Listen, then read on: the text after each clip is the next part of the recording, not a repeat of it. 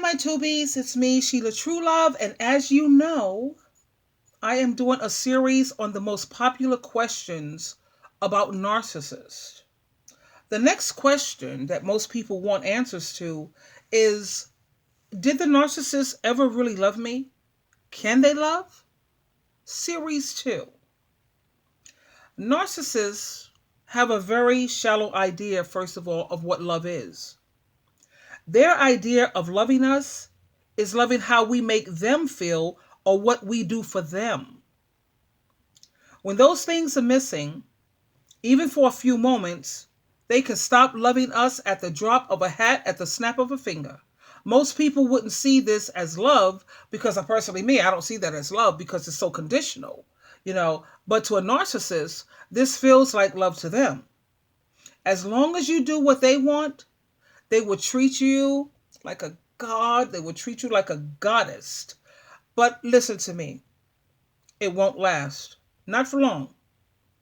As long as you fit into these little boxes that they have created for you in their mental sickness to protect their image of themselves, and as long as you let them do things, no one in a committed relationship should be able to do the things that these narcissists want to do in a committed relationship. Like driving around with other women in your car, coming in at all hours, some crazy nonsense, threesomes and all this. What? Yeah, okay. Yeah, sure.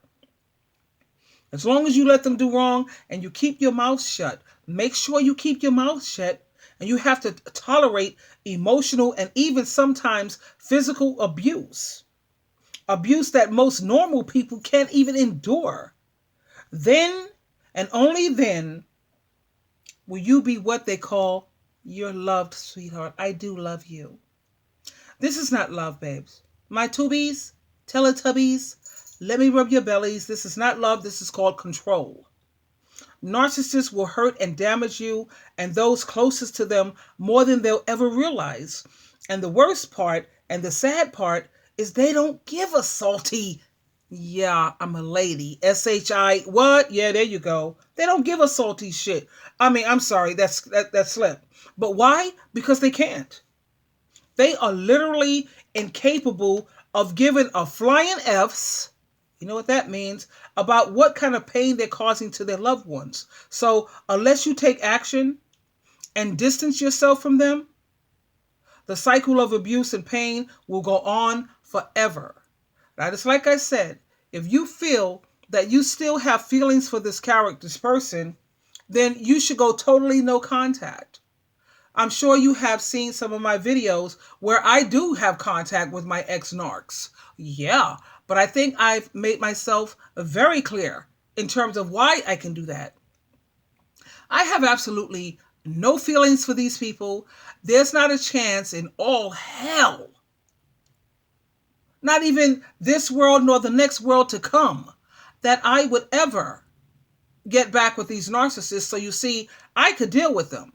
But I have spoken to a lot of my tubies, gotten emails and all, and they still have feelings. They still feel this weakness. They feel vulnerable. They feel lonely. And, if you're in that situation, then you have to go completely no contact, no email, no phone calls, no texting, because you're not strong enough. So you have to take care of yourself and protect yourself. Because these narcissists, they will use you for years and years. They'll use you for your money.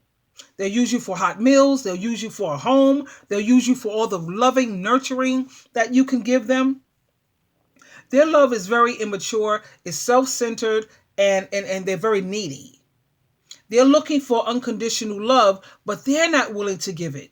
They're not willing to give you unconditional love. And so the question, did he ever really love me?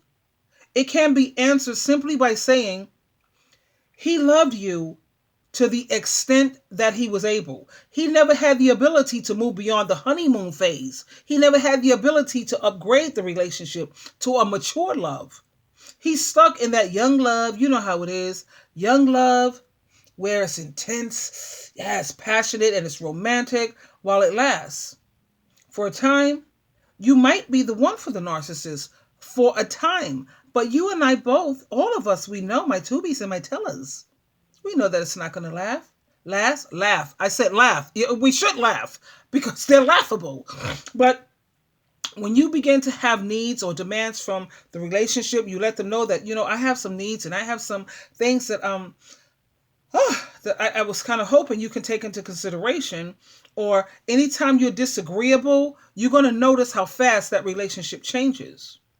When you begin to question their behavior, whether it's them constantly viewing porno, because I know some females who have complained, they said, my partner would rather look at porno than be intimate with me. They didn't say have sex with me.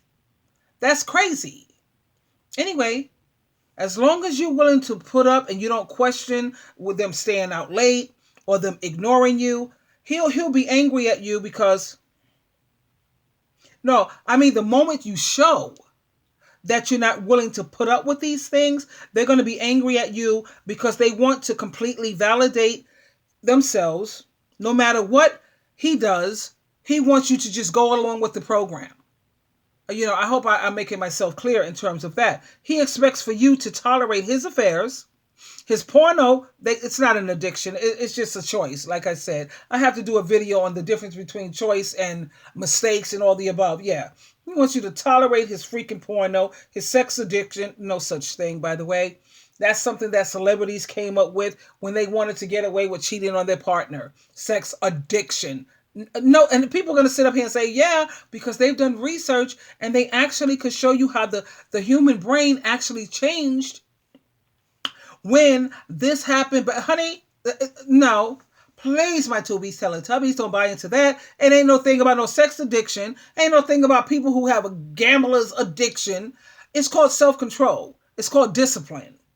It's called knowing what's important and what's not. And all these folks who I've noticed who say that they have the sex addiction, they're always watching porno. How the hell what do you think is going to happen? It has nothing to do with addiction. Leave the goddamn porno alone, man. Pick up a Bible. Go find a hobby, something where you can work your brain and think about something other than the freaking crap that you keep feeding and feeding and feeding into your brain. Like I said, they expect for you to tolerate their porno, their sex addiction. So, yeah, sure, yeah, right. His avoiding you and anything else that they do. That is pure what we call narcissism. Narcissism is a person who's self-centered and immature.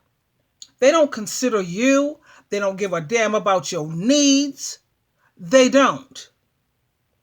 So again, you ask that question. Did the narcissist ever really love you? He liked the idea of you. Maybe he loved the idea of you. Perhaps he loved how you made him feel. Perhaps he loved, not even perhaps, he loved the fantasy of what life with you could bring him. What could it bring me?